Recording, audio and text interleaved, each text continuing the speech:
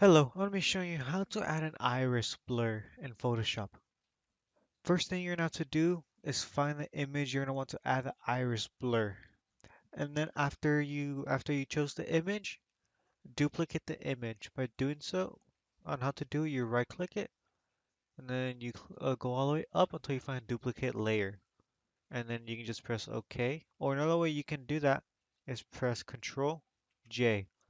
That's also another way to duplicate the image. Now to find the iris blur tool, you're gonna have to go all the way to the top of your screen until you find the filter button. Click on it, and then you see this little section. Go all the way down until you find blur gallery, and then you see iris blur right here. And you see there's already an iris blur pin already. With this, as you see whenever you move it, it goes around, like there's the blur around this like main blue circle line.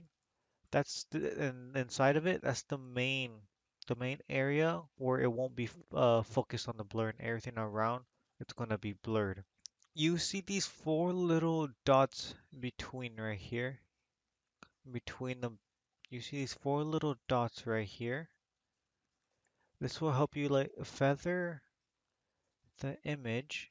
You can move it closer and farther away from the center, and it moves independently from the main circle. You can move the circle if you put your mouse around one of the four dots on the outer line. Your mouse will be turned into this two arrows. That's how you know you can move it. And while you move, you can do this. You can stretch the pin, or you can make it small and skinny. Now I'm gonna just move mine over this B, and I'll kind of move it. Let's say, oh, I can't move for some reason. Yeah, there you go. Like this, let's just say, and then I come to this other side and move here. You see this little white square right here on the circle? Hold left click and then kind of drag it. You see the circle will now become like a rounded rectangle. And if you move it in, it will just become an oval shape. You can use that for however you're trying to use your blur.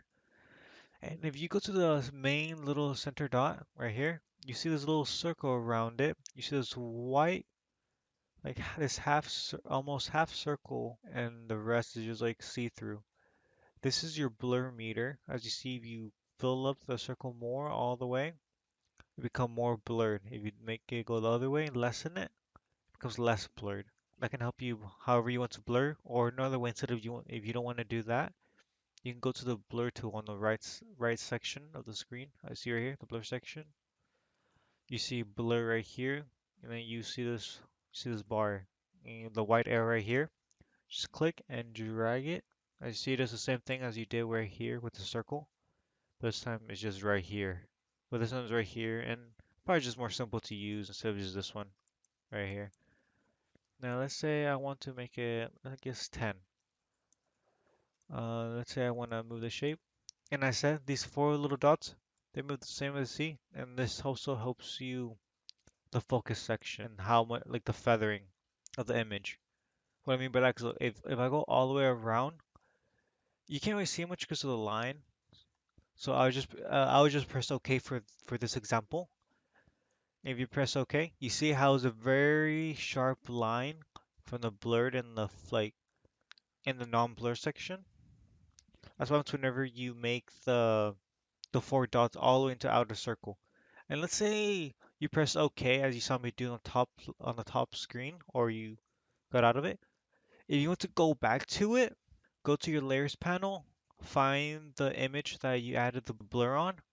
Go a bit down until you see the blur gallery that's under the image, as you see right here. Double click it, and then it leads you back to here.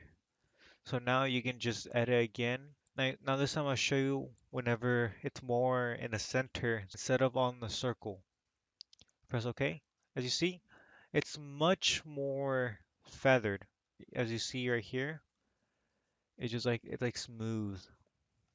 Let's say you want to add more than one pin. That's fine too. As you see, if you move your mouse out of the circle, your mouse will have a pin with a plus on it. Now just click and then you get another pin. Now you can move it around. You can put it somewhere else. Let's say I want to put it here. And then you can do the same thing as what you were doing with the other. with the other one. Just maybe you do this, perhaps do this, and then let's say you finish editing it, just press OK. And let's see, there's the two separate ones as you see right here. And as I said, if I made a mistake, just maybe move it a bit, and there you go. That's how you add the iris blur. Thank you for watching, and I'll see you next time.